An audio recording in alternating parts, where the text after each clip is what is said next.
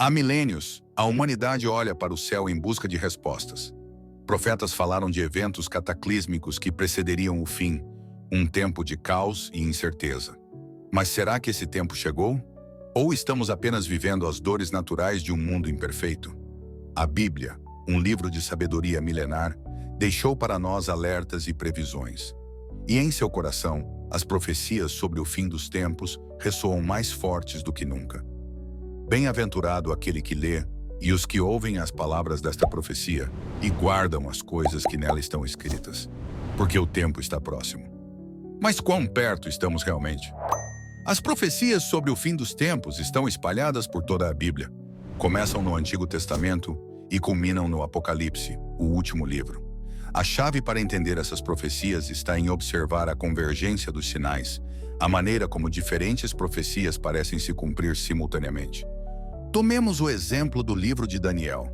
Ele descreve 4 grandes reinos que governariam o mundo antes da chegada de um reino eterno. E o que encontramos na história? Exatamente esses reinos: Babilônia, Pérsia, Grécia e Roma. O Império Romano foi o último grande império, e desde sua queda, o mundo tem esperado por uma nova ordem global.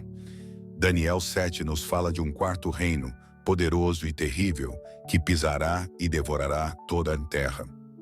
Muitos estudiosos acreditam que este reino representa a futura coalizão de poder global, um governo mundial que já está sendo discutido em eventos como o Fórum Econômico Mundial. A primeira coisa que devemos entender é que as profecias bíblicas não são apenas previsões, mas advertências. Elas servem para que estejamos preparados e atentos aos tempos. Não se trata de medo, mas de discernimento. Mas, pastor, como podemos ter certeza de que os eventos que vemos hoje são os mesmos preditos na Bíblia? Guerras, desastres e doenças sempre existiram. Como diferenciar um evento comum de um profético? Excelente ponto. E a resposta está no contexto. Sim, esses eventos sempre aconteceram, mas Jesus nos advertiu em Mateus 24 que no fim dos tempos, esses eventos se intensificariam, como dores de parto, cada vez mais frequentes e severas. Não são apenas as guerras e desastres.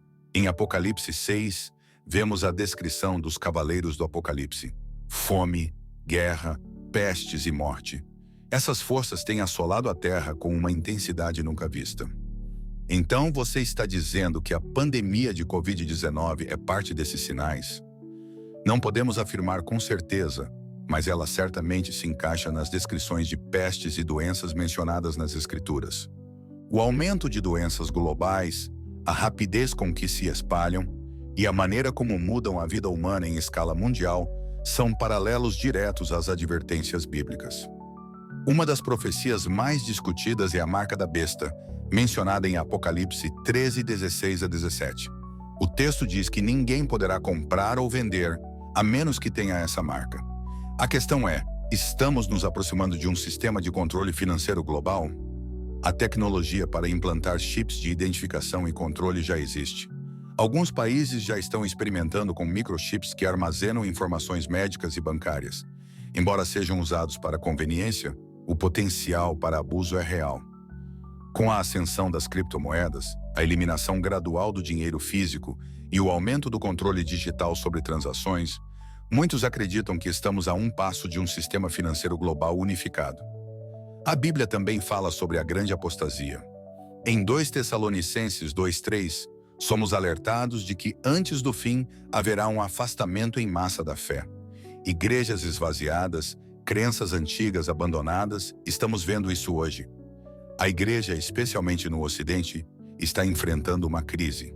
A secularização crescente, o materialismo e a rejeição dos valores cristãos são sinais claros dessa apostasia. E como a Bíblia prediz, isso será um dos prelúdios para o surgimento de um líder enganador, o anticristo. Em Apocalipse e Daniel, somos advertidos sobre o surgimento de um líder global que unirá as nações em um período de paz falsa. Muitos teólogos acreditam que este será o anticristo. O mundo está faminto por liderança, alguém que resolva os problemas globais. Guerras, crises climáticas, pandemias, tudo isso cria o cenário perfeito para o surgimento de uma figura carismática que trará paz à Terra. Mas essa paz será temporária e enganadora. Um dos maiores sinais do cumprimento das profecias bíblicas é o papel de Israel no cenário global. Ezequiel 37 profetizou a restauração de Israel como uma nação, algo que muitos acreditavam ser impossível. No entanto, em 1948, contra todas as probabilidades, Israel voltou a ser uma nação, quase 2000 anos após sua destruição. O fato de Israel ter sido restaurado como nação é, para muitos, um dos maiores cumprimentos proféticos do nosso tempo. A Bíblia é clara: Israel desempenha um papel central nos eventos do fim dos tempos. As batalhas e tensões ao redor de Jerusalém são parte desse cenário. Zacarias 12:3 adverte: naquele dia farei de Jerusalém uma pedra pesada para todos os povos. Todos os que a erguerem se ferirão gravemente. As tensões do Oriente Médio continuam a crescer, e muitos acreditam que estamos nos aproximando do cumprimento final dessas profecias. Outro ponto crucial nas profecias é a reconstrução do templo em Jerusalém. O segundo templo foi destruído em 70 d.C., mas muitas profecias indicam que um terceiro templo será erguido antes do fim. Em Apocalipse 11 e 2 Tessalonicenses 2, é mencionado que o anticristo se sentará no templo de Deus, proclamando-se Deus. O Templo de Salomão era o coração espiritual de Israel. Sua destruição foi uma tragédia para o nosso povo. No entanto, muitos de nós acreditamos que o templo será reconstruído, como está profetizado, e os sacrifícios serão retomados. Isso faz parte do plano divino para a redenção. Com a crescente tensão em torno do Monte do Templo, a ideia de reconstrução gera polêmica e receio. O mundo está observando, e muitos se perguntam: será que o retorno dos sacrifícios é o próximo passo no cumprimento das profecias? Em Mateus 24, Jesus nos adverte sobre falsos profetas e falsos cristos que surgiriam nos últimos dias, fazendo grandes sinais e maravilhas, de modo a enganar, se possível, até os escolhidos. O engano espiritual é um dos maiores perigos dos últimos tempos. Precisamos superar nossas divisões religiosas e reconhecer que todas as crenças espirituais buscam o mesmo objetivo: paz, amor e unidade. Deus é um só, não importa o nome que lhe damos. Este movimento crescente de ecumenismo e sincretismo espiritual é visto por muitos cristãos como o cumprimento da advertência sobre o grande engano. A união de religiões sob o mesmo manto pode ser o prelúdio para o surgimento de uma religião global, liderada por uma figura que se oporá aos ensinamentos de Cristo. E depois de tudo isso, o que muitos aguardam com ansiedade? O retorno de Cristo.